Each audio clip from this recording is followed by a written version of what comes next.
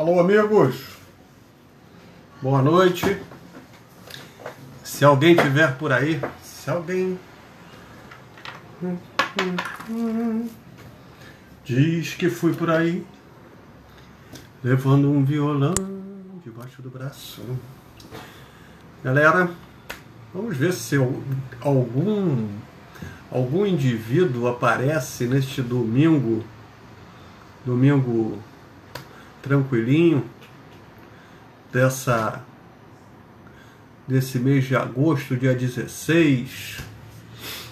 Fala, Elcio Dias, o aniversariante de ontem, comemorando a véspera do centenário. Um abraço para você.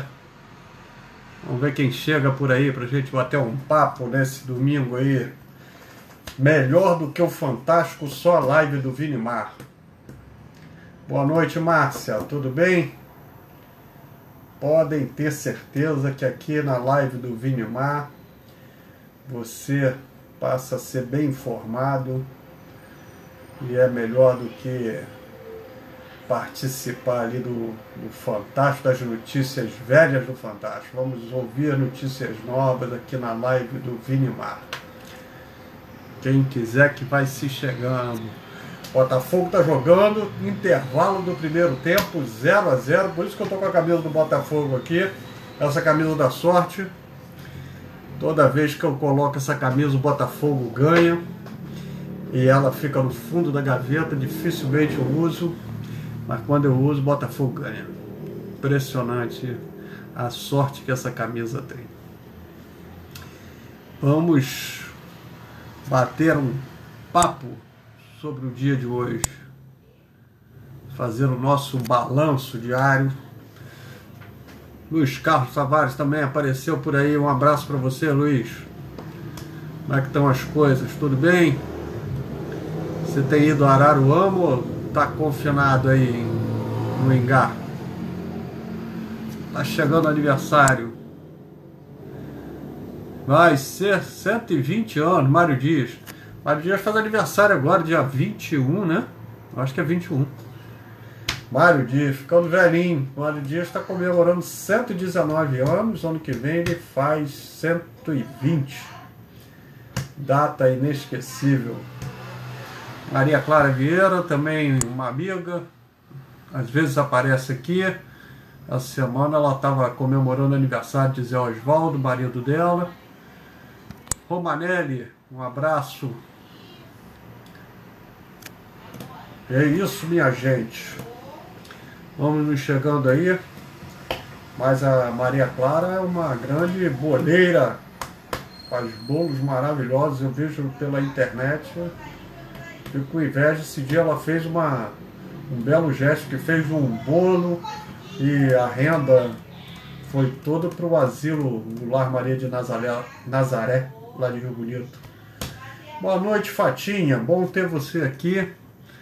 Zé Augusto também, Zé Augusto Colpei e Quintanilha, um abraço para você. Júlia Coelho, tudo bem com você, Júlia? Se cuida aí, não vai pra rua não, hein? Barulho aqui, mas faz parte. Gente, vou falar aqui do dia de hoje, depois a gente volta a bater um papo. Boa noite, Sueli. Maria Clara aí agradecendo porque eu elogiei os bolos dela, mas é verdadeiro. Um dia eu vou experimentar, mas por enquanto só fico aguando de água na boca aí quando eu vejo aí. Bonito mesmo, um bolo bonito e saboroso, já todo mundo fala muito bem. Gente, vamos lá porque o Brasil hoje tem 3.340.197 casos de Covid, com 107.852 pessoas que morreram. São mais 620 mortes e mais 23.101 casos. O fim de semana sempre diminui esse número, né? Mas a média brasileira é de 1.000 e poucos mortos por dia. A média tem caído para 970, 950. E esses 620 aqui, vamos ver se é só uma razão de ser um fim de semana, quando tradicionalmente diminui o número de mortos, de infectados, né? O registro, né? ou se é uma tendência de baixa, que se for uma boa, porque o Brasil, ele está, né, a curva está,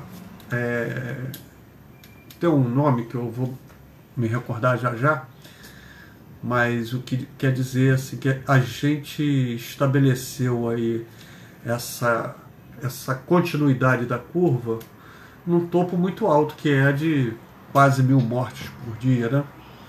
Então isso é muito lamentável. Vamos torcer para que isso comece a cair, a regredir, mas não é o que se imagina, infelizmente, né?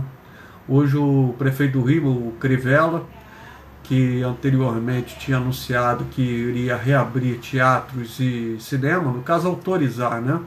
Autorizar o retorno do funcionamento de cinemas e de teatros, voltou atrás. Isso porque algum indicador, né, deu a ele aí essa informação de que não é seguro fazer um movimento desse. O Rio já tá fazendo um movimento bem mais forte do que outras cidades, com uma taxa de mortalidade que ainda está na casa dos 10%, entendeu?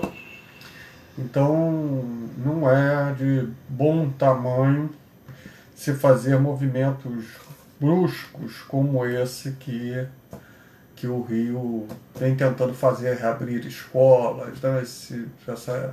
Essas atitudes que outras cidades aqui do entorno, Niterói, por exemplo, ainda não resolveu estabelecer essa abertura de escolas, por exemplo, que é onde pode ter uma contaminação muito rápida e muito forte. Irani, o flamenguista, que até que enfim conseguiu um sorriso ontem, que vivia triste e choroso aí com o time dele, mas ontem ele conseguiu sorrir.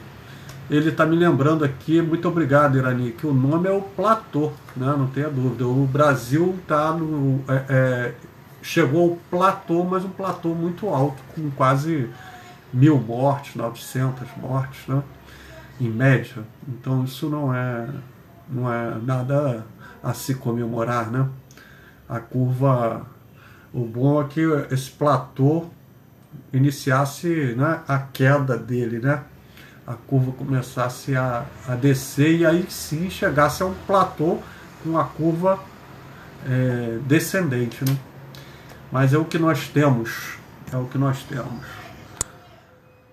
Vou falar aqui, Márcia, a gente já falou, a Julinha está dizendo aqui que domingo sempre diminui, e Irani.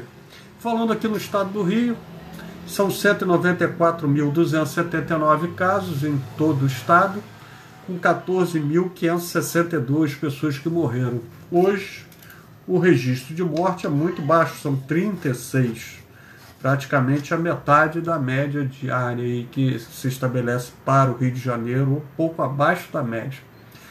O número de casos também é baixo, 3.665. A cidade de Macaé é uma cidade que conseguiu entrar num estágio desacelerado, reduzido da doença e está iniciando um protocolo de reabertura de vários setores, porque a cidade conseguiu entrar naquela faixa amarela mais clara, porque o município de Macaé, que estabeleceu até uma política forte de enfrentamento ao Covid e tal, e agora está buscando um resultado. Macaé é uma cidade que tem 6.475 casos, 123 pessoas que já morreram. Nas últimas 24 horas não tem nenhum registro. E o que é interessante é que a taxa de mortalidade hoje em Macaé é de 1,9. É uma taxa baixíssima, né? Uma taxa muito, muito, muito baixa. Poucas cidades têm uma taxa dessa. Eu não entrei para ver se continua, mas Trajano de Moraes que se mantinha com 0 mortes. Então a taxa de mortalidade de Trajano era de 0%, né? Mas Macaé é uma cidade com um número alto de moradores, né? deve ter aí, não sei, mas Macaé deve beirar 200 mil moradores, né? 150, imagino eu que seja mais ou menos isso. Está com uma taxa de 1,9, é um número bem equilibrado. Rosana Fanzeres, Caminha, um abraço. Carlinhos Criquitini, um abraço. Sandra de Oliveira, um abraço. Boa noite para você também. Falando aqui da nossa região, Niterói, 9.973 casos, 330 pessoas morreram, nenhuma morte nas últimas 24 horas. São Gonçalo, 9.920 casos, 616 mortes, com 4 mortes registradas nas últimas 24 horas. Itaboraí, 3.643 casos, 182 pessoas morreram em Itaboraí e registrou 2 mortes nas últimas 24 horas. Tanguá, município ali entre Itaboraí e Rio Bonito, tem 667 casos, 39 mortes, nenhuma registrada nas últimas 24 horas, assim como o Rio Bonito, também 0 de casos nas últimas 24 horas. O número de mortes de casos em Rio Bonito é 1.271 e o número de mortes 45. Rio Bonito tem um número elevado de casos, né? Saquarema, 842 casos, com 49 pessoas morreram, também nenhum registro. Maricá, 2.601 casos, 87 pessoas morreram, nenhuma nas últimas 24 horas. Araruama, 854 casos, 48 mortes, nenhum registro. E Friburgo, que é um município que está em ascensão de casos. A curva de Friburgo está acelerada. Friburgo tem 1.834 casos, 79 pessoas morreram nas últimas 24 horas, registro de 2 mortes. E fechando aqui esse ciclo nosso, Casimiro de Abreu, 691 casos, 19 pessoas morreram, 1 morte registrada nas últimas 24 horas, a taxa de mortalidade em Casimiro de 2,75, que é baixa. Agora, na cidade do Rio de Janeiro, a taxa de mortalidade é de 10,93. Niterói é 3,7. O Rio tem 80.762 casos, com 8.826 pessoas que já morreram. Nas últimas 24 horas, o registro foi de 13 mortes no Rio de Janeiro. É isso aí que a gente vem vivendo. Dalvaci Borges, minha amiga, dizendo que gostou do cabelo, porque deu uma arrumada agora, né? Mas daqui a pouco eu vou dar uma cortada nele. Mas obrigado, Dalvaci. Um abraço aí para você. Ricardo Abraão Flores, fogo aí, tamo lá. Tá no intervalo ainda, né, Ricardo? Vamos torcendo aqui pra gente arrancar a nossa primeira vitória. Conseguimos um bom empate. Vamos ver o que vai nos reservar aí esse segundo tempo aí do jogo do Botafogo. Mas, amigos, falando aqui que o Datafolha fez uma pesquisa e ela indicou, né, que 88% dos entrevistados disseram que caso saia essa vacina contra o coronavírus, que ele tomaria a vacina. Então 88% dos brasileiros estão dispostos a serem vacinados quando essa vacina surgir, aparecer, né? Estiver no mercado, seja financiada pelo governo, né, pelo SUS, ou cada um compra a sua, né? O que se prevê, provavelmente, com quase toda certeza, que o governo federal, que já está colocando grana nas pesquisas, né, no financiamento dessas pesquisas da vacina, que ela vai comprar para imunizar boa parte da população. Pode fazer aí um corte, né, tipo a vacina da gripe, para idosos, para gestantes, para quem é grupo de risco.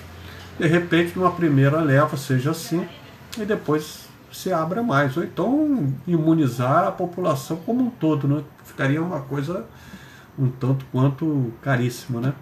Mas a verdade é que 88% dos entrevistados pelo Datafolha nesse fim de semana, 88% da população se mostra disposta a tomar a vacina. O Datafolha também fez uma pesquisa aí sobre comportamento, né, como o brasileiro vê o comportamento do Bolsonaro, do governo federal e etc. E o Bolsonaro continua ali naquele patamar de meio a meio, né? O copo está pela metade. O copo está cheio ou o copo está vazio? Se ele está na metade, cada um tem a sua visão, né?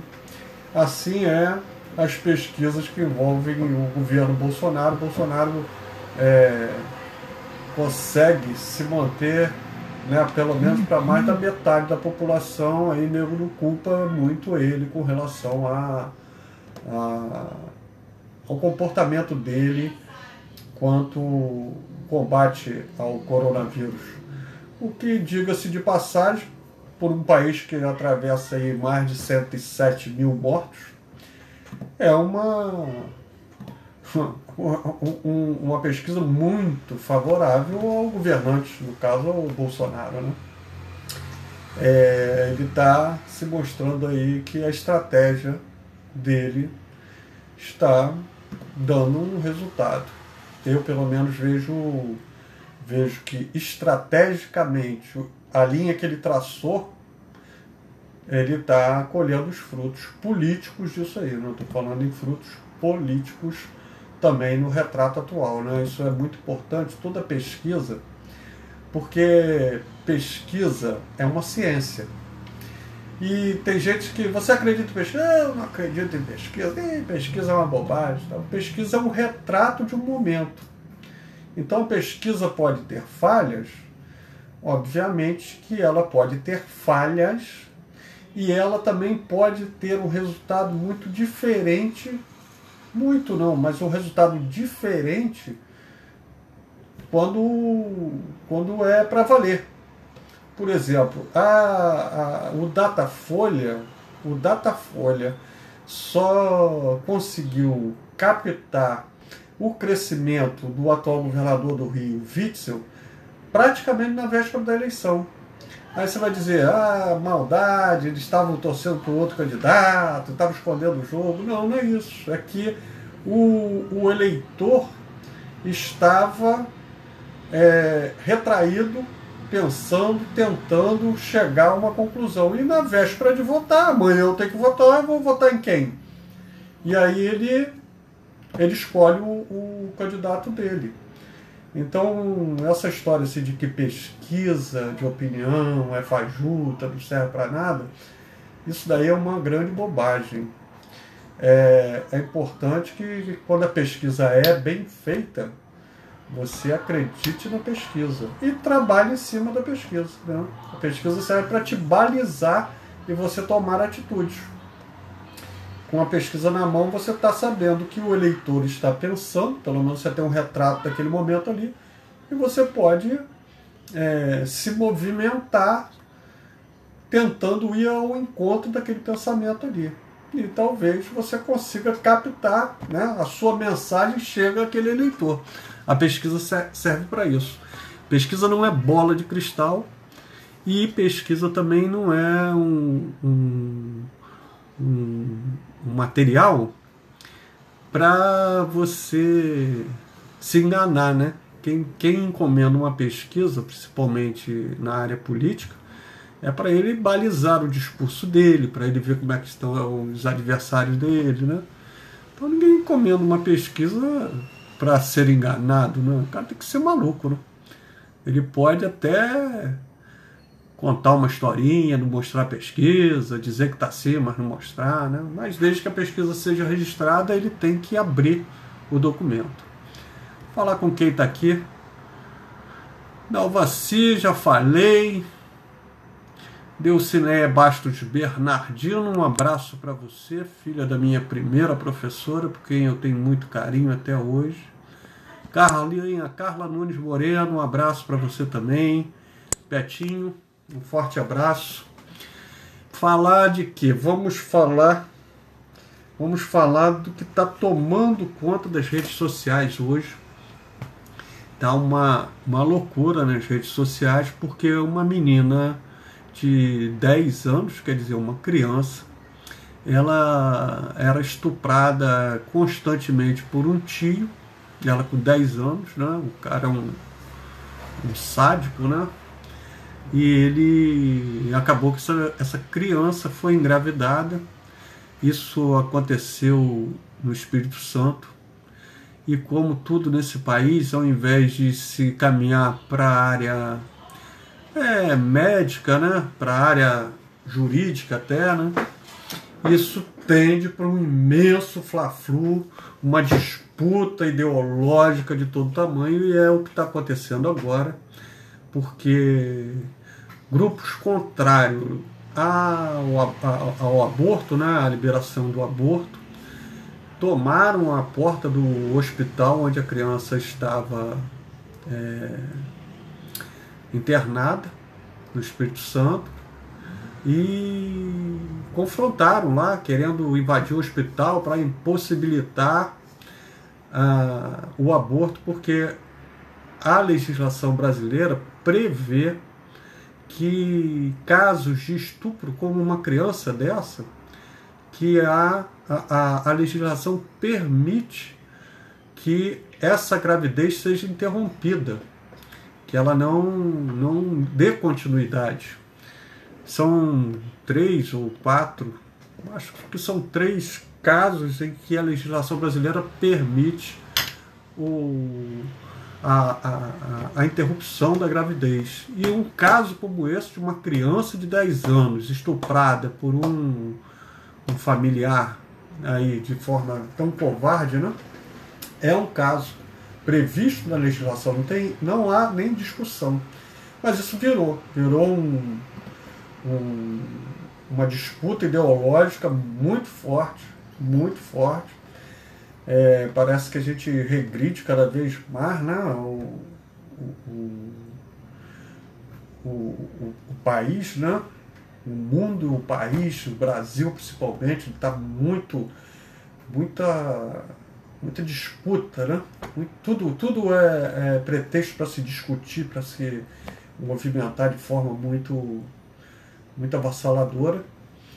Então isso aí virou uma loucura. Hoje, uma loucura na porta do hospital. Quem vê as imagens aí na internet é deprimente, e pessoas se aproveitando politicamente dessa situação para poder o seu pensamento ideológico se prevalecer num caso tão absurdo quanto esse aí. Então é muito triste, é vergonhoso, a gente está vivendo isso, parece uma coisa meio medieval, né? Primeiro caso, né, de uma criança de 10 anos ser estuprada. Segundo, essa criança ser engravidada. Terceira é de querer tirar o direito legal, não há discussão quanto a isso, dessa gravidez ser interrompida, porque é uma gravidez indesejada e é um fruto de um caso assim abominável de uma criança de 10 anos que nem tem sexualidade nenhuma ainda, não existe, né, o prazer dela, não tem nem discussão uma conversa dessa, né? Quem protege a criança agora? Pergunta Carla, e é verdade. A criança totalmente exposta de uma forma absurda, uma dessas loucas que tem soltas aí pelo mundo, que é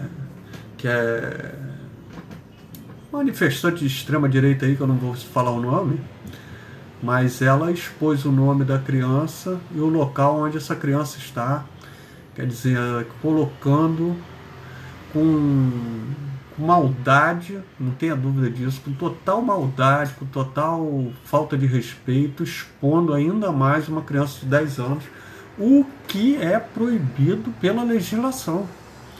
A legislação, o Estatuto da Criança e do Adolescente, protege essa criança de 10 anos quanto a isso. Essa exposição que essa menininha, né, está sendo exposta, e isso daí é crime. É crime previsto no Estatuto da Criança e do Adolescente. Isso sim é crime. Isso é crime. Mas é o mundo em que a gente está vivendo aí, os casos de tudo ser uma disputa ideológica. Morreu hoje também um ex-deputado pelo estado de Minas Gerais, um rapaz muito novo, acho que ele tinha 33 anos, se não me engano. Morreu de Covid-19. Caio Nárcio, não é Márcio, não, é Caio Nárcio. Ele não estava como deputado, tinha perdido, mas o parlamento brasileiro aí lamentou bastante a morte do deputado, do ex-deputado. Margot Lemos Luz também aqui nos assistindo. Quero falar para vocês que ontem o Jornal Nacional fez uma matéria muito interessante, muito legal, de um jovem estudante da UFRJ, cientista, ganhou uma bolsa de estudo nos Estados Unidos. Ele estava estudando a microcefalia, a Zika. Então ele já tinha uma bolsa de estudos do governo americano, se não me engano, uma faculdade americana.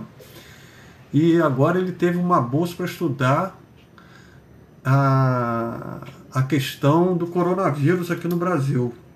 Mas o que tem isso de mais a não ser o caso, que é um menino de classe média baixa para os padrões brasileiros. O pai é um caixa da Supervia, trabalha no ramal de Saracuruna, na Baixada Fluminense, e é o maior exemplo de que a educação pode levar alguém longe, porque a família desse jovem sempre preservou, sempre colocou em primeiro plano a educação, o estudo. Então a irmã desse rapaz se formou agora em Direito, fez a prova da OAB e passou. Ele é um cientista, estuda, formado pela UFRJ, ele é negro. Provavelmente ele ingressou nos quadros da UFRJ pela lei das cotas, que é uma lei muito justa, e esse rapaz já está dando frutos. O investimento que o Estado brasileiro fez num menino desse já se pagou rapidamente, porque é um rapaz que pesquisa para o Estado, para o país, está em contato e estudando com outros colegas norte-americanos. Então, quer dizer, ele está em contato com um mundo, com o primeiro mundo em pesquisa, em estudo, em ciência, em tecnologia. Então é isso que a gente precisa. Quando eu vi a matéria ontem, é daquelas matérias que a gente fica emocionado, né? Que a mãe dele foi estudar, hoje é formada, é pedagoga, mas depois aos 40 anos que ela se formou, ela depois de ter os filhos, tal, que ela resolveu voltar a estudar, fazer uma faculdade, trabalha com crianças especiais. Então é uma família para ser admirada mesmo, e isso daí não é difícil de você reproduzir, é só você dar oportunidade, você conseguir demonstrar que a solução está na educação, porque não há nada mais bonito, mais bacana do que um campus de uma universidade em funcionamento. Os jovens estudando, as pessoas tendo a oportunidade de ir além, né, do que aquela família iniciou. uma família que